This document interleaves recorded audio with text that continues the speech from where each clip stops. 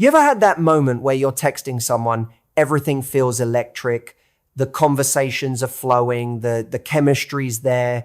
You even start to imagine where it could go, and then suddenly, silence. He pulls back, no explanation. And your brain, it goes into overdrive. I remember this woman at one of my retreats. She stood up and said, "Matthew, he just stopped texting me. I thought we were connecting. What did I do wrong?"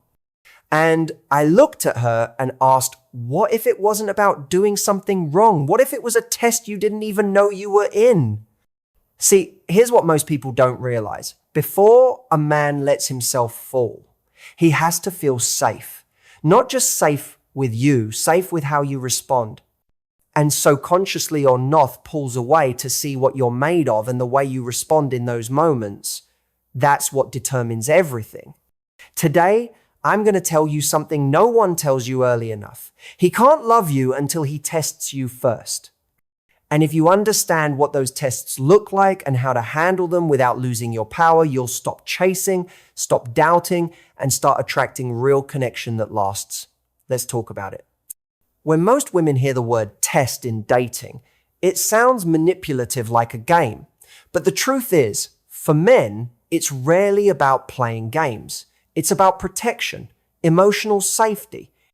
Before a man gives his heart, he needs to feel like he can do that without it backfiring. He's not testing you because he wants to hurt you. He's testing to see if you can handle the reality of who he is beyond the version he shows the world. I remember coaching a guy, once great guy, intelligent, emotionally deep. He told me he had dated women who said all the right things, but the moment he pulled back or got quiet, they either panicked or tried to fix him. He said, "I want someone who doesn't crumble every time I go inward. I'm not asking for her to chase me. I want her to hold steady so I feel like I can come back without pressure." That's when it hit me. He wasn't testing them because he didn't like them. He was testing to see if he could relax with them. When a man pulls away slightly, when his messages slow down, when he gets quiet, it's not always rejection. Sometimes he's just trying to breathe. And in that space, he's watching. Can you hold your energy? Can you respect his need for space without spiraling into fear? That's what tells him you're safe. And safety isn't about being easygoing or pretending not to care. It's about showing emotional steadiness, the kind that doesn't punish, doesn't panic, and doesn't perform. Because when a man senses that kind of strength in you, the test ends. He stops watching and starts trusting. And that's when love can finally begin. It's easy to be your best self when everything is going right. When the texts are consistent, the compliments are flowing, the chemistry is strong, that version of you, that's lovely. But what truly defines you, what a man pays attention to the most, is who you become the moment pressure enters the picture. The first time he goes quiet, the moment he cancels a plan, that awkward silence after a disagreement. That's when the real test happens, and your response in that moment reveals everything. I once dated someone who was beautiful, kind, and incredibly engaging until things got uncertain. One weekend I needed space, I had a family situation going on, and I didn't communicate well. Instead of checking in with curiosity or grace, she went from 0 to 100 texts, accusations, assumptions. And in that moment, I realized this isn't about us. This is about her need for control. Her fear was louder than her trust. Pressure exposes patterns. And whether it's early dating or deep into a relationship, a man watches how you handle emotional uncertainty, not to criticize, but to understand who he's really dealing with. Do you spiral, chase, punish, or do you hold steady? Not because you don't care, but because you know your worth isn't tied to someone else's behavior. And this isn't about perfection, it's about presence. That ability to pause, breathe, and choose grace over panic. That's what sets you apart. That's what makes a man feel like you're different. Because when you can remain grounded under pressure, you don't just pass the test. You create a space where trust and respect can grow. And that's where real connection begins. One of the most confusing moments in dating is when a man suddenly pulls away, when he becomes distant, texts less, or seems emotionally unavailable. It feels like rejection, and naturally, your mind races to all the worst conclusions. But here's a truth that changes everything. Emotional distance isn't always rejection. Often, it's observation. He's creating space note to push you away, but to see how you handle uncertainty. I've seen this countless times with friends and clients. One woman told me about a guy she was dating who suddenly stopped texting as much. Her first reaction was panic. She felt abandoned and began texting more, chasing answers. But what she didn't realize was that he wasn't running from her. He was testing if she could be whole on her own, if she had her own life and emotional independence. When a man pulls back, he's looking for emotional security. He wants to know, can you stay calm and grounded even when things aren't certain? Or do you crumble, chase, and try to fix the situation? Because if your happiness depends on his constant presence or approval, that creates pressure, and pressure kills attraction.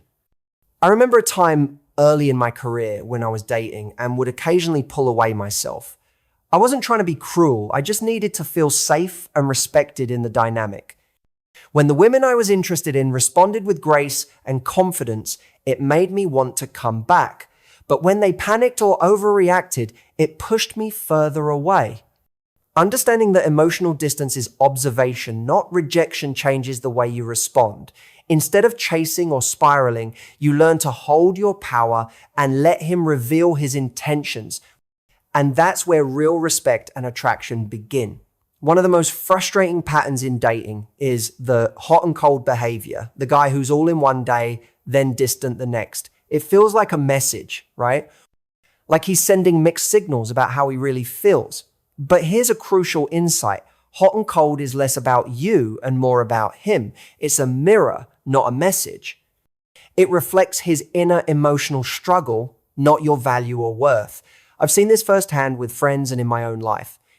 There was a time when a woman I was dating would go from deeply connected conversations to days of silence. It wasn't about losing interest. It was about my own fear of vulnerability. When emotions got too real, I would pull back to regain control, not to punish her. She had no idea that her reactions were fueling my retreat. When she chased or blamed, it confirmed my need to protect myself. When a man turns hot and cold, he's trying to manage his fear of emotional exposure. Your challenge is to reflect calm and stability, not to mirror the chaos. If you respond with panic, blame, or desperation, it tells him you're dependent on his emotional availability for your happiness. But if you respond with grace, patience, and confidence, you show him you're grounded regardless of his mood swings. This shift changes the entire dynamic. Instead of being pulled around by his emotional roller coaster, you become the steady presence that attracts him back, not because you're chasing, but because you're secure within yourself. Understanding that hot and cold is a reflection of his inner state frees you from taking it personally. And that freedom is what makes you truly magnetic. One of the most powerful things a woman can do in early dating is to know her boundaries stand, to hold them firmly and calmly. It's not about being rigid or unyielding, but about showing that you respect yourself enough to say, this is where I draw the line. When you do that, you're actually teaching a man how to love you, not through words, but through the example you set. I've witnessed this dynamic many times. I once coached a woman who struggled with saying no because she feared losing the man she was dating. She would let him cancel plans last minute, joke about commitment, or push for things she wasn't ready for all because she didn't want to risk conflict. What happened? He lost respect, and the relationship never moved forward. Then she learned to set clear boundaries, not by fighting or making scenes, but by calmly expressing what she deserved. She said things like, I value my time and honesty. If plans change, I expect communication. The shift was immediate. Instead of testing her limits further, he started showing up differently, more respectfully. He realized she wasn't going to settle for less or let her standards slide, and that changed how he treated her. When a woman knows her boundaries and holds them with confidence, she signals that she values herself, and that teaches a man how to value her too. It's a powerful form of leadership in love, one that builds emotional safety and deep attraction. Because here's the truth. A man doesn't want someone who bends just to be chosen. He wants someone who stands tall and shows him what real love looks like. Communication isn't just about what you say, it's about how you say it. In dating, your communication style becomes a powerful filter that either invites the right men in or pushes the wrong ones away. This isn't about being perfect or always saying the right thing. It's about expressing yourself clearly, confidently, and without emotional baggage. I remember early in my career working with a woman who would text nonstop when she felt unsure, asking for reassurance in a way that sounded desperate. The men she dated often pulled back, not because they didn't care, but because the intensity created pressure. Contrast that with another woman I worked with who was just as invested but communicated differently. She'd say what she needed calmly, without chasing or guilt tripping, and then give space for a response. The difference? She filtered out men who weren't ready to step up and attracted those who respected her boundaries. This kind of communication isn't about sugarcoating or avoiding tough conversations. It's about owning your truth with emotional intelligence. When something doesn't sit right, you say it clearly without blame or accusation. For example, if he's been distant, you might say, "I've noticed a change in how we're communicating, and I'd like to understand what's going on." It's direct, respectful, and leaves room for honesty without pressure. By communicating this way, you teach men what you expect, and you naturally weed out those who can't meet those standards.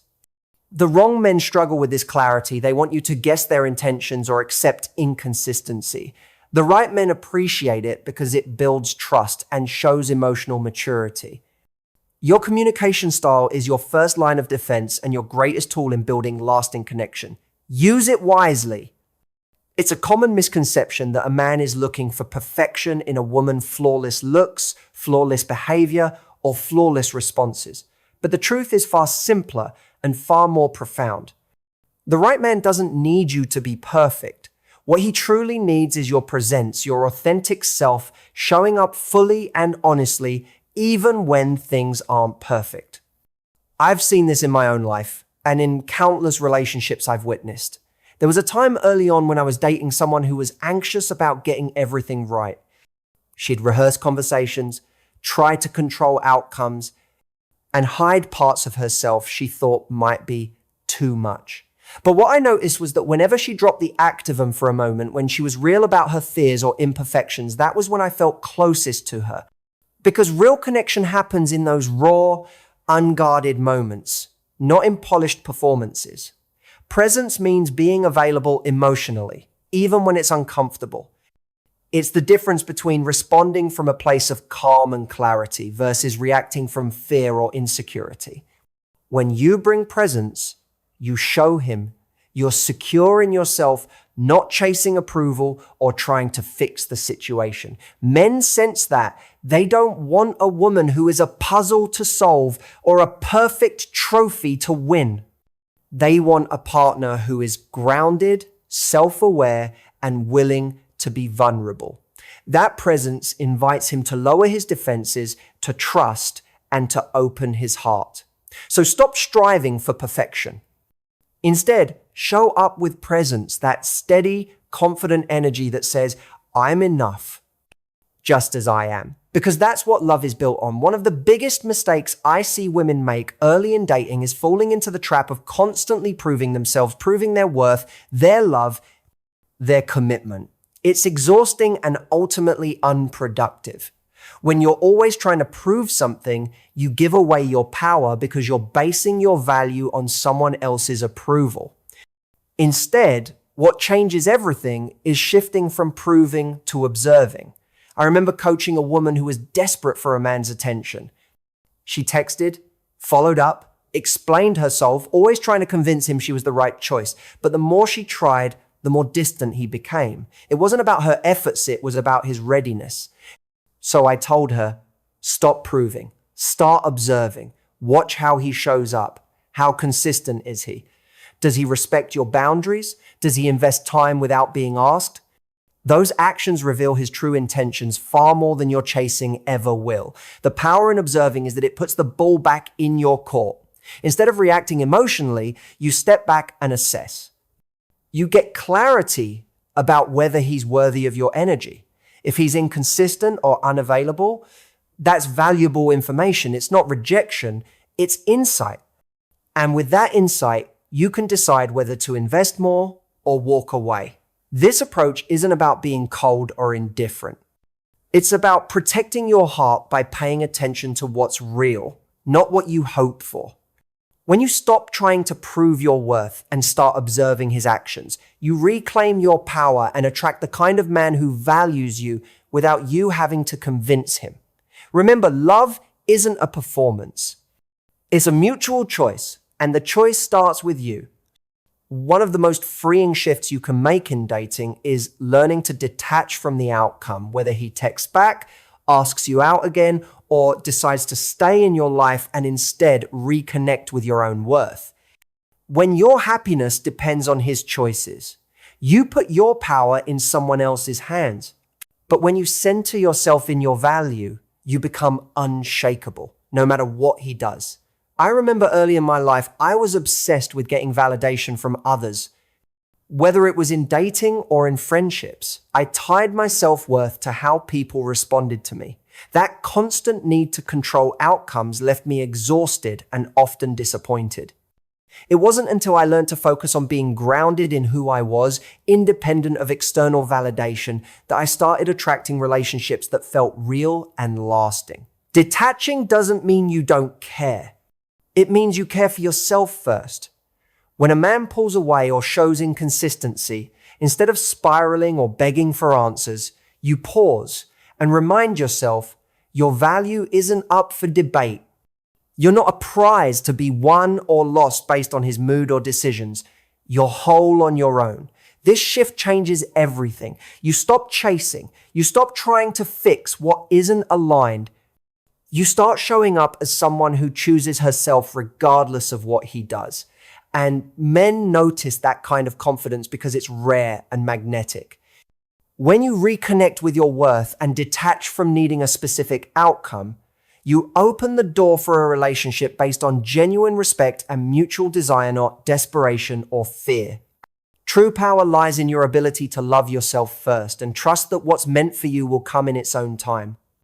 So often when a man tests you, it feels like it's about him, like he's trying to catch you out, to see if you're good enough, or to trip you up. But the real truth is, the test isn't about him at all.